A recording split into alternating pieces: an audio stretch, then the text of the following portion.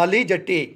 वो छलांग लगाकर स्टेज पर आते ही तो थिएटर का पंडाल बढ़कों, नारों, तालियों और सीटियों से गूंज उठता। थिएटर के नाजरीन ने उन्हें बब्बर शेरनी का खिताब दिया था। ये थी बाली जट्टी, जिनका असल नाम अनायत बीबी था। वो 1937 में साहिवाल में पैदा हुई।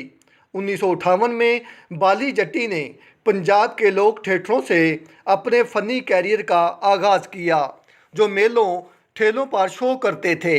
बाली जट्टी ने हीर रांझा, सस्सी पुन्नू, सोहनी महिवाल, मिर्ज़ा साहिबा, लैला मजनू, शीरीं फरहाद, पीर मुरादिया, वीर जोध, सुल्ताना डाकू, कत्ल तमीज़न और नूर इस्लाम जैसे मुतअद्दिद ड्रामों में अपने फ़न का मुजाहरा किया।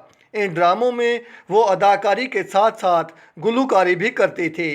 बाली जट्टी के गाए हुए कई गाने लोकगीत की हैसियत अख्तियार कर चुके हैं। बाली जट्टी ने आलम लुहार, अनायत हुसैन भट्टी जैसे फनकारों के मुकाबले काम किया।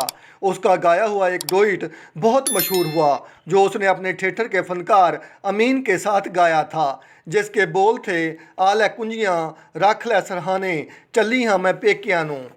मुख्तलिफ थिएटरों से वाबस्ता रहने के बाद उसने अपना ज़ाती शम्मा थिएटर भी बनाया था, जो 12 साल चला, फिर कई मसाइल की वजह से बंद करना पड़ा।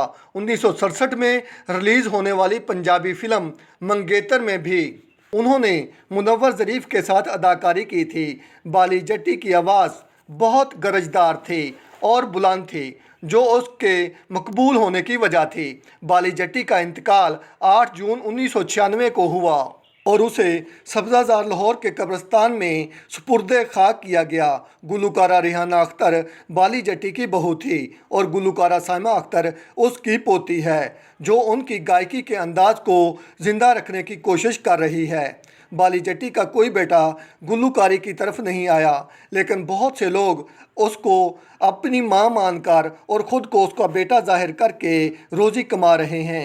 आप मुझे ये बताइएगा, आपको आज की बाली जट्टी की ये बायोग्राफ़ी कैसी लगी। आप मेरे साथ रहें, मेरे चैनल को सब्सक्राइब करें। आपका बहुत बहुत शुक्रिया।